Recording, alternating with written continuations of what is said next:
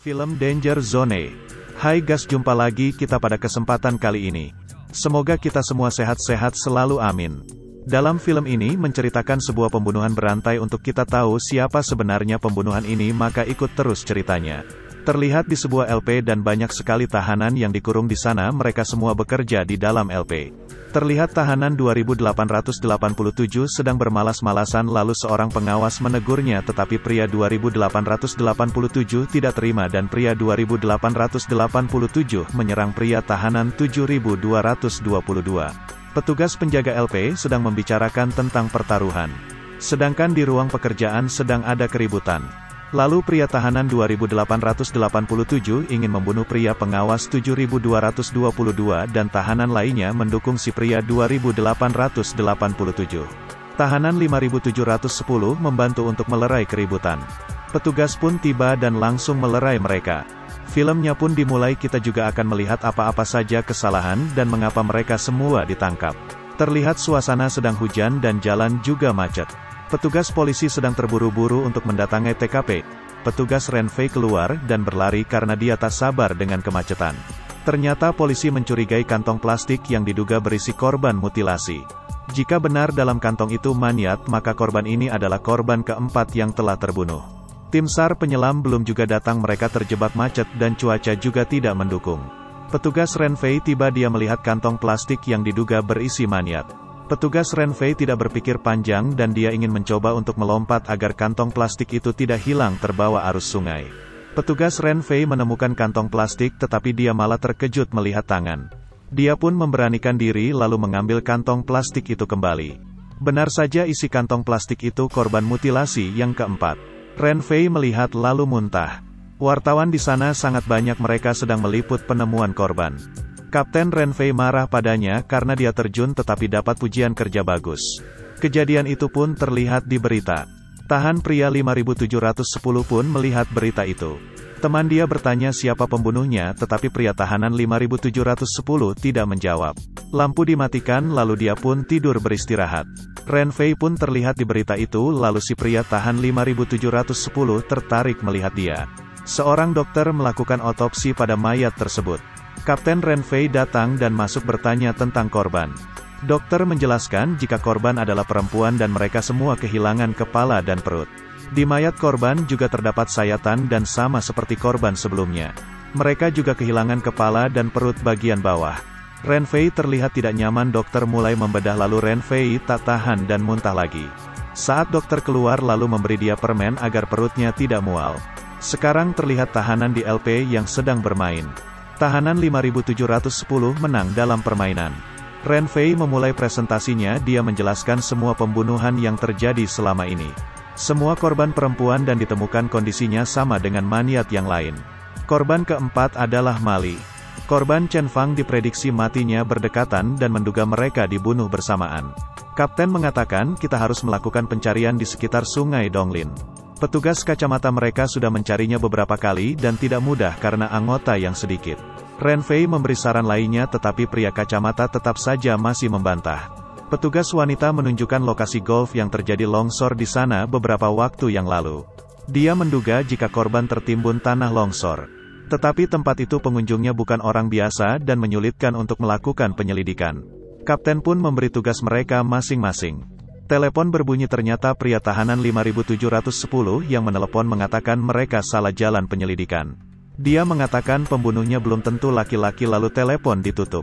Penjaga LP Guanming yang terlihat baik pada tahanan 5710. Petugas Renfei dan rekannya melakukan pencarian ke lokasi golf. Rekannya izin ke toilet, Renfei tinggal sendirian.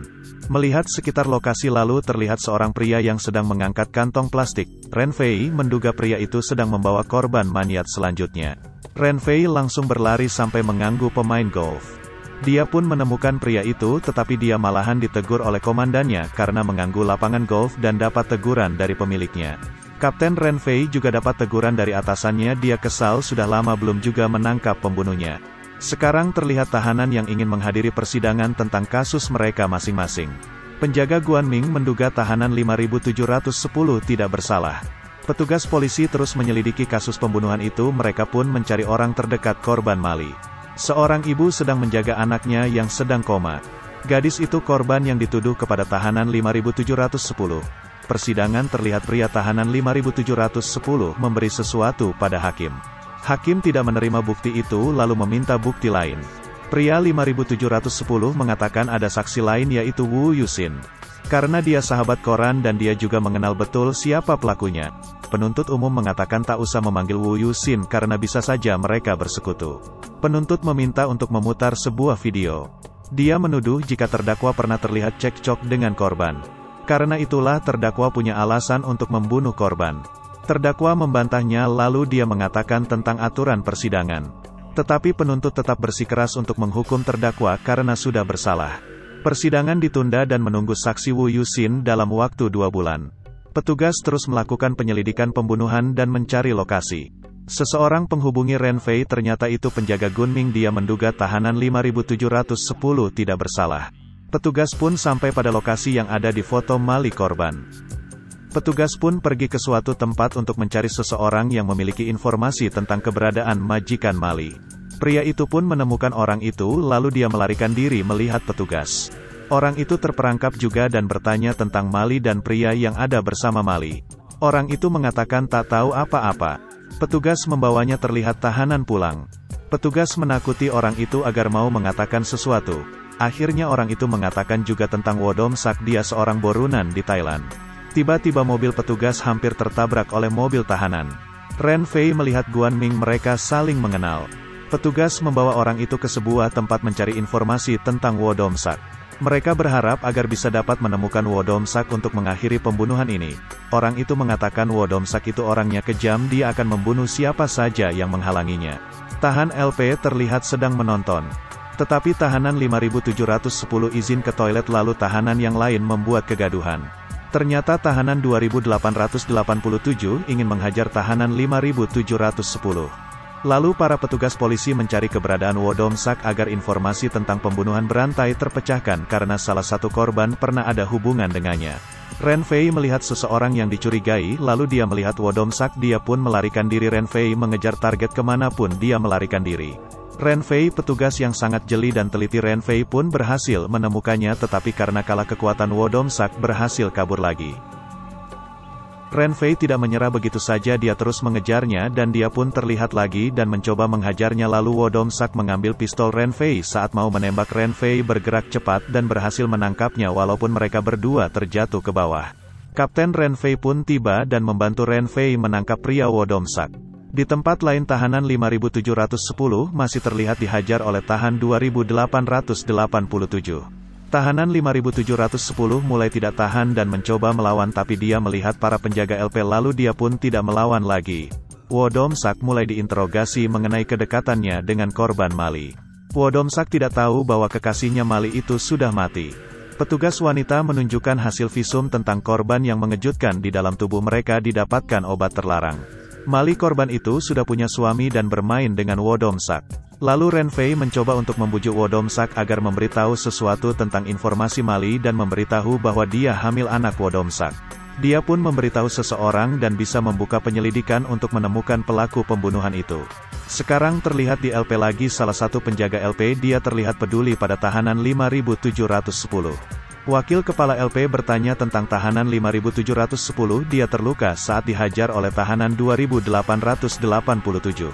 Wodom Sak mulai kacau, dia merebut senjata polisi dan ingin menembak dirinya sendiri karena dia sangat terpukul saat tahu Mali kekasihnya sudah mati. Kapten membujuk dan mencoba untuk menyadari dia agar tidak melakukan kecerobohan dan akhirnya dia pun menurutinya. Tahanan 5710 terlihat kesakitan, ternyata dia mimpi saat terjadi pembunuhan yang dituduh kepada dirinya. Pria itu terlihat sedang menangani suatu kasus dan membutuhkan dukungan dari Wu Yusin.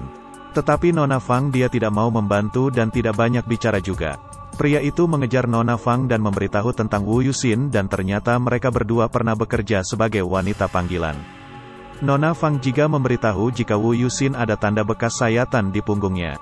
Terlihat petugas membawa kabar berita tentang penangkapan seorang pria lainnya yang melakukan kekerasan sensual pada wanita. Lalu petugas lainnya memberitahu jika front media menulis tentang kasus seorang pengacara Liang Dong dan menyindir petugas polisi. Ren Fei memberi saran tentang penyelidikan kasus pembunuhan itu tetapi rekannya menganggap remeh Ren Fei lalu mereka pun terlihat ribut. Mereka juga ditegur oleh komandan mereka karena kasus pembunuhan itu belum juga bisa terpecahkan. Tahanan 5710 melihat berita di front media lalu penjaga LP masuk dan ingin membawanya agar dimasukkan ke ruangan hukuman. Dia terlihat dituduh lagi atas tindakan yang tidak dia lakukan, padahal dia sedang sakit abis dihajar oleh tahanan 2887. Tahan 5710 pun masuk ke ruangan hukuman. Kapten Ren Fei menyuruhnya agar melakukan pengintaian tetapi Ren Fei memberi saran agar memanggil Qian Zi yang secepatnya. Karena dia dianggap baru maka dia pun dianggap remeh oleh kaptennya. Tahanan 5710 di dalam ruang hukuman dia pun terlihat sedang menulis sesuatu di dinding. Terlihat berita tentang kasus tahanan 5710 dan para penjaga LP terlihat memasang taruhan. Ren Fei sedang melakukan pengintaian dan mendengar sebuah berita tentang kasus yang dilakukan oleh tahanan 5710. Tahanan 5710 terbayang seseorang menelepon bahwa dompet Nona Fang terjatuh. Ternyata dia seorang pengacara lalu dia pun pergi ke rumah Nona Fang untuk mengantar dompetnya. Tuan Liang merasa aneh saat sampai ke rumah Nona Fang lalu dia pun masuk dan melihat Nona Fang sudah tergeletak berlumuran darah. Tuan Liang menghubungi polisi tetapi sudah ada yang duluan melapor dan polisi pun sampai ke TKP lalu Tuan Liang pun ditangkap atas tuduhan pembunuhan dan pelecehan seksual. Petugas penjaga LP terlihat lalu Tuan Liang pun memberitahu ingin menemui petugas Ren Fei. 3 tahun yang lalu di Seng Mei Square Ren Fei terlihat mengunjungi makam ibunya dan dia memberitahu ibunya akan menjadi polisi. Tuan Liang juga terlihat di sana, dia juga mengunjungi makam itu. Kapten dan Ren Fei mengunjungi penjara LP dan ingin menginterogasi Qian Zi yang tahanan pelaku pelecehan seksual. Tahanan Qian Zi terlihat tidak merasa menyesal lalu kapten menakutinya agar berbicara secara normal. Qian Zi menatap kamera CCTV terlihat ketakutan dan memberitahu dialah pembunuhnya. Petugas dan Ren Fei langsung pergi. Salah satu penjaga LP memanggil Ren Fei, dia namanya Guan Ming. Dia pun meminta izin berbicara sebentar dengan Ren Fei lalu memberitahu bahwa ada seseorang yang ingin menemuinya. Ren Fei pun bertemu dengan tahanan Tuan Liang untuk memberitahu tentang teka-teki pembunuhan mutilasi. Tuan Liang pun sudah menulis semua jalur-jalur pembunuhan yang terjadi saat ini yang belum bisa dipecahkan. Ren Fei tidak mempercayai pada tersangka Tuan Liang, tetapi Tuan Liang menjawab mana ada penjahat mau melakukan hal seperti ini. Dia telah menulis dan menjelaskan tentang motif dan tindakan pelaku saat mau membunuh korban. Tuan Liang menduga pelakunya adalah seorang wanita tapi Ren Fei tidak percaya karena tidak mungkin bisa melakukan hal seperti itu kepada keempat korban. Ternyata Tuan Liang juga mantan polisi dan dia tahu persis tentang kasus yang sedang terjadi saat ini. Tuan Liang juga berkata beberapa di antara polisi juga akan berpikir bagaimana menciptakan orang-orang jahat. Ren Fei pun terlihat keluar tetapi kepala LP menegurnya kenapa dia berani menemui tahanan 5710 alias Tuan Liang. Lalu Ren Fei dapat teguran dari kepala LP dan memarahinya agar tidak sembarangan menemui tahanan tanpa surat pernyataan. Saat Ren Fei sampai ke kantornya, dia melihat tidak ada rekannya, ternyata mereka sedang kesal pada front media yang telah membuat berita tidak menyenangkan tentang Ren Fei dan juga menulis dia saat muntah melihat korban. Kapten mereka datang lalu Ren Fei bertanya mungkinkah seorang wanita yang melakukan pembunuhan ini. Rekannya menjawab agak remah dan juga mengatakan tidak mungkin yang melakukan seorang wanita dan tidak masuk akal, katanya mereka semua pun pergi. Ren Fei terbayang lagi saat bersama Tuan Liang di LP. Tuan Liang berharap agar kasusnya terungkap tapi Ren Fei tetapi tidak percaya kepada Tuan Liang yang telah jadi tersangka pembunuhan. Lalu Tuan Liang juga mengetahui bahwa beberapa korban tidak memiliki perut bagian bawah. Dan menduga semua korban sedang hamil. Tuan Liang juga tidak ingin korban bertambah terus atas ketidakpastian menangkap tersangka. Ren Fei pergi ke petugas yang melakukan visum terhadap semua korban dan benar saja semua korban sedang hamil. Ren Fei pun bergegas untuk memberitahu kepada semua rekannya. Tahanan Tuan Liang dikeluarkan dari ruang hukuman lalu wakil kepala terlihat mengancam Tuan Liang tentang korban yang telah dituduh kepadanya. Tahanan 2887 tiba-tiba menyerang Tuan Liang dan terlihat aneh dengan wakil kepala LP. Ren Fei pun memberitahu kabar tentang dugaan pembunuhnya lalu kaptennya memerintahkan agar semua klinik diperiksa. Suara telepon berbunyi ternyata itu dari kepala lapas yang melaporkan Ren Fei telah menemui tahanan 5710 tanpa izin. Dia pun kena teguran dan dimarahi oleh kaptennya. Ren Fei pun memberitahu semua yang telah dikatakan oleh Tuan Liang saat dia menemuinya termasuk mengetahui bahwa semua korban sedang hamil. Penjelasan Tuan Liang memang masuk akal tetapi Ren Fei tetap kena marah dan teguran atas tindakannya. Kepala lapas dan wakilnya melihat dinding yang telah diurai tentang pembunuhan mutilasi.